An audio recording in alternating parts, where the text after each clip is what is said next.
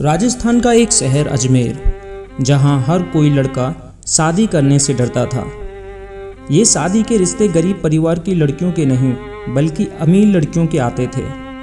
अमीर घर के आदमी जैसे ही अपनी लड़कियों के फ़ोटो शादी के लिए लड़के के घर वालों को देते थे, लड़का फ़ोटो को लेकर फ़ोटो स्टूडियो या फिर एक अखबार के ऑफिस में जाते थे। ये लड़का लड़की का फ़ोटो दिखाकर बोलता था कि साहब ये फ़ोटो देखकर बताओ, ये फ़ोटो उन लड़कियों से तो नहीं मिलता। दोस्तों, ये लड़का किन लड़कियों की फ़ोटो की बात कर रहा था? ये बात उन 200 से ज़्यादा लड़कियों की है जिनके नंगे फ़ोटो उस फ़ोटो स्टूडियो के पास और उस अखबार के दफ्तर के पास थे। ये 200 से ज़्यादा लड़कियां गरीब परिवार की नहीं थीं बल्कि अजमेर शहर के नामी हस्तियों की लड़कियां थीं। नेता से लेकर बड़े बड़े अधिकारियों की लड़कियां थीं जिनके न्यूड फ़ोटो, जिनके नंगे फ़ोटो एक दूसरे के पास काफ़ी तेज़ी से शेयर किए जा रहे थे। दोस्तों, अगर आप कमज़ोर दिल के लोग हैं तो इस सच्ची घटना को आप बिल्कुल ना सुनें, क्योंकि ये एक ऐसी वारदात है जिसे सुनकर आपका कलेजा फट जाएगा, आपकी आंखों में आंसू तक आ जाएंगे। दोस्तों, ये 200 से ज़्यादा लड़कियां कोई इतनी बड़ी उम्र की नहीं थीं। ये 200 से ज़्यादा लड़कियां सोफिया गर्ल्स स्कूल में पढ़ती थीं। स्कूलों में पढ़ने वाली लड़कियों की उम्र अनुमान 14 से 15 साल तक ही होती है। इन 14 से 15 साल की लड़कियों ने इतना कुछ झेला कि जिसे सुनकर रोंगटे खड़े हो जाते हैं। इन 200 से ऊपर लड़कियों के साथ हर रोज़ बलात्कार होता था। कैसे ये अमीर घर की लड़कियां जो कि स्कूल में पढ़ती थीं, जिनकी उम्र काफ़ी कम थी, ये एक ऐसे दलदल में फंस जाती हैं जहां से निकलना नामुमकिन था। दोस्तों, कहानी को पूरा सुने। आदाब, सत श्री अकाल, नमस्कार मेरे दोस्तों, मेरा नाम संदीप राणा है और आप देख रहे हैं जुर्म की एक काली रात। दोस्तों, अगर आप इस चैनल पर नए हैं तो वीडियो को लाइक करना और चैनल को सब्सक्राइब करना, जिससे हर रोज़ आपको एक ऐसी ही सच्ची घटना मिल सके। दोस्तों, ये बात है 1992 की। दोस्तों, ये कहानी 200 से ज़्यादा हिंदू लड़कियों की है। सुबह सुबह एक लड़की सड़क पर काफ़ी तेज़ दौड़ लगा रही थी, जिसने नामी सोफिया स्कूल की ड्रेस पहनी थी। जिस सोफिया गर्ल्स स्कूल में सिर्फ शहर की नामी हस्तियों की लड़कियां ही पढ़ती थीं। लड़की को सड़क पर दौड़ता देख एक लड़का कार लेके पीछे से आता है और लड़की से पूछता है कि आप क्यों सड़क पर ऐसे दौड़ लगा रही हो। लड़की उस लड़के को बोलती है कि मैं स्कूल के लिए काफ़ी लेट हो गई हूँ, इसलिए दौड़कर स्कूल जा रही हूँ।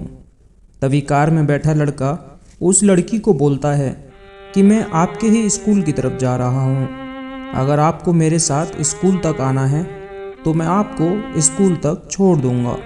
लड़की जल्दी स्कूल पहुँचने के लिए उस लड़के की कार में बैठ जाती है और बाद में स्कूल पहुँच जाती है। जिस लड़के के साथ ये लड़की कार में बैठी थी, ये लड़का कोई मामूली लड़का नहीं था। ये कांग्रेस यूथ अध्यक्ष फारूक चिश्ती था और ये लड़का ख्वाजा मोइनुद्दीन चिश्ती की दरगाह के खादिम के परिवार से ताल्लुक़ रखता था। अब फारूक चिश्ती रोज़ उस लड़की से मिलने लगा था। लड़की भी उस लड़के को जानने लगी थी। धीरे धीरे इनकी दोस्ती हो जाती है और ये दोस्ती धीरे धीरे प्यार में बदल जाती है। प्यार होने के बाद फारूक चिश्ती उस लड़की को अपने फार्म हाउस पर लेकर जाता है। फार्म हाउस पर फारूक चिश्ती इस भोली भाली लड़की के साथ संबंध बनाता है और संबंध बनाने के बाद फारूक चिश्ती इस लड़की की नंगी फ़ोटो कैमरे में कैद कर लेता है, जिसमें लड़की के शरीर पर एक भी कपड़ा नहीं था। उस ज़माने में कैमरा रील वाले चलते थे। फारूक चिश्ती कैमरे की रील से फ़ोटो बनवा लेता था। अब फारूक चिश्ती का इस लड़की से मिलना रोज़ हो गया था। फारूक चिश्ती इस लड़की के नंगे फ़ोटो अपने दोस्तों को दिखाता था। फारूक चिश्ती के 2 दोस्त थे। एक दोस्त यूथ कांग्रेस उपाध्यक्ष नफीस चिश्ती था और दूसरा दोस्त कांग्रेस जॉइंट सेक्रेटरी अनवर चिश्ती था। अब ये दोनों दोस्त उस लड़की की नंगी तस्वीर देखकर फारूक चिश्ती को बोलते हैं कि हमको भी इस लड़की से मिलना है। फारूक चिश्ती अपने दोनों दोस्तों को उस लड़की से मिलाने के लिए तैयार हो जाता है।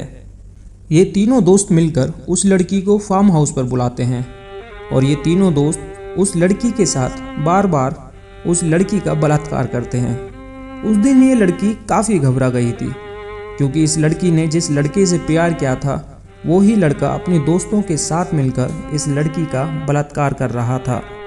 अब ये सिलसिला रोज का हो गया था। लड़की डर की वजह से किसी को बता नहीं रही थी और ये तीनों दोस्त मिलकर उसका रोज बलात्कार करते थे। एक दिन लड़की इन तीनों से गिड़गिड़ाकर रोकर ये सब करने के लिए मना करती है, तो ये तीनों लड़के, जिनकी उम्र स्कूल में पढ़ने वाली लड़की से करीब 10 साल बड़ी थी, तीनों लड़के इस लड़की को बोलते हैं कि हम तुझे एक शर्त पर आज़ाद कर सकते हैं, तुझे अपनी स्कूल की लड़कियों से हमारी दोस्ती करवानी पड़ेगी। लड़की इन तीनों दरिंदों से बचने के लिए उनसे हाँ कर देती है। अब ये सिलसिला यहीं से शुरू हो जाता है। ये लड़की अपनी स्कूल में पढ़ने वाली लड़कियों से इनकी दोस्ती कराती है और ये तीनों लड़के इन भोली भाली लड़कियों को प्यार के जाल में फंसाते और फिर तीनों मिलकर इन लड़कियों का बलात्कार करते। और ये तीनों दोस्त मिलकर इन सारी लड़कियों की नंगी तस्वीर लेते थे। तस्वीर लेने के बाद ये फ़ोटो स्टूडियो में जाकर इनकी फ़ोटो बनवा लिया करते थे। फ़ोटो स्टूडियो पर काम करने वाले लड़के हमेशा एक दो तस्वीर अपने लिए चुपचाप बना लेते थे। अब ये सिलसिला इतना बढ़ गया था कि एक के बाद एक करीब 200 हिंदू लड़कियों को ये लोग अपना रोज का शिकार बना रहे थे। ये तीनों दोस्त मिलकर भोली भाली लड़कियों को फंसाकर उनकी संख्या बढ़ा रहे थे। उधर फ़ोटो स्टूडियो में लड़कियों की फ़ोटोओं की संख्या दिन पर दिन बढ़ रही थी। इस घटना में फिर से एक नया मोड़ आता है। फ़ोटो स्टूडियो में काम करने वाले लड़के एक लड़की को फ़ोटो में सोफिया गर्ल्स स्कूल की ड्रेस के साथ देख लेते हैं। अगले दिन फ़ोटो स्टूडियो के लड़के हाथ में फ़ोटो लेकर स्कूल के गेट पर उस लड़की को ढूंढते हैं और इन लड़कों को वो सारी लड़कियां वहां दिखाई दे जाती हैं। अब ये फ़ोटो स्टूडियो वाले भी उन लड़कियों को ब्लैकमेल करके उनके साथ बलात्कार करते हैं।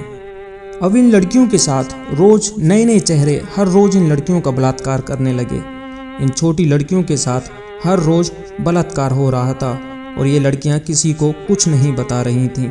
ये सिलसिला लगभग कई महीनों तक ऐसे ही चलने लगा था। कुछ महीनों के बाद 4-6 लड़कियां आत्महत्या कर लेती हैं। अब अजमेर शहर में एक ही स्कूल की इतनी लड़कियों की आत्महत्याओं की खबर तेजी से फैल रही थी, पर किसी को भी इन आत्महत्याओं की वजह नहीं पता चल रही थी। तभी एक दिन इन 200 से ज़्यादा हिंदू लड़कियों की नंगी फ़ोटो एक लड़के के हाथ में लग जाती हैं। लड़का इन फ़ोटोओं को लेकर नवज्योति अखबार के दफ्तर में जाता है। अखबार का संपादक इन नंगी तस्वीरों को देखकर हिल जाता है, क्योंकि ये सारी लड़कियां शहर की नामी हस्तियों की लड़कियां थीं। सोफिया गर्ल्स स्कूल में ज़्यादातर शहर के नेता, उद्योगपति और बड़े बड़े अधिकारियों की ही लड़कियां पढ़ती थीं। अखबार संपादक ये सब जानकर खबर छापने से डरता है, पर अखबार संपादक भारी मन बनाकर ये खबर अखबार में छाप देता है, जिसमें वो एक लड़की का फ़ोटो ब्लर करके छापता है। और जैसे ही अजमेर शहर में सुबह सुबह ये अखबार लोगों के घर तक पहुंचता है और लोग जैसे ही ये अखबार पढ़ते हैं, पूरे अजमेर शहर में मानो भूचाल सा आ जाता है, क्योंकि मामला हाई प्रोफाइल था, जिसमें 200 से ज़्यादा हिंदू लड़कियों का बलात्कार होता है। खबर सुनकर कुछ परिवार वाले अपनी लड़कियों को घर में ही कैद कर लेते हैं कि जिससे इन नामी हस्तियों की बदनामी ना हो। कुछ दिन बाद 20-30 लड़कियां हिम्मत करके पुलिस को सारी बात बताती हैं। पुलिस आरोपियों की खोजबीन शुरू कर देती है। बहुत सारे फ़ोटोओं में उन तीनों लोगों की फ़ोटो भी थी जिन तीनों ने ये दरिंदगी का खेल शुरू किया था। पुलिस ने फारूक चिश्ती, नफीस चिश्ती, अनवर चिश्ती समेत 20 से अधिक लोगों को गिरफ्तार किया। पुलिस की इस केस में नरमी ही रही, क्योंकि कुछ अपराधी बड़े बड़े हस्तियों के थे और कुछ कांग्रेस पार्टी से भी जुड़े हुए थे। पुलिस की नरमी की वजह से उस समय कुछ अपराधी देश छोड़कर भाग गए थे और कुछ अपराधी बेल पर छूटकर बाहर आ गए थे, तो कुछ अपराधियों का आज तक कुछ पता नहीं चला। इन 200 से ज़्यादा हिंदू लड़कियों को इंसाफ आज तक मिला ही नहीं। दोस्तों, इस सच्ची घटना का बताने का मतलब हमारी किसी की भी भावनाओं को ठोस पहुंचाने का नहीं है। हमारा इस घटना को बताने का मकसद सिर्फ आपको आगाह करना है कि जिससे आप किसी के चक्कर में ऐसे ना फंसें। अगर शायद पहली लड़की हिम्मत करके अपने घर वालों को बताती तो बाकी की 200 से ज़्यादा लड़कियों के साथ में ये घिनौनी करतूत ये लोग नहीं कर पाते। दोस्तों, आज तक के लिए बस इतना ही। मिलते हैं फिर किसी नई सच्ची घटना के साथ। जब तक आप इस वीडियो को लाइक कर देना और चैनल को सब्सक्राइब कर देना। जय हिंद।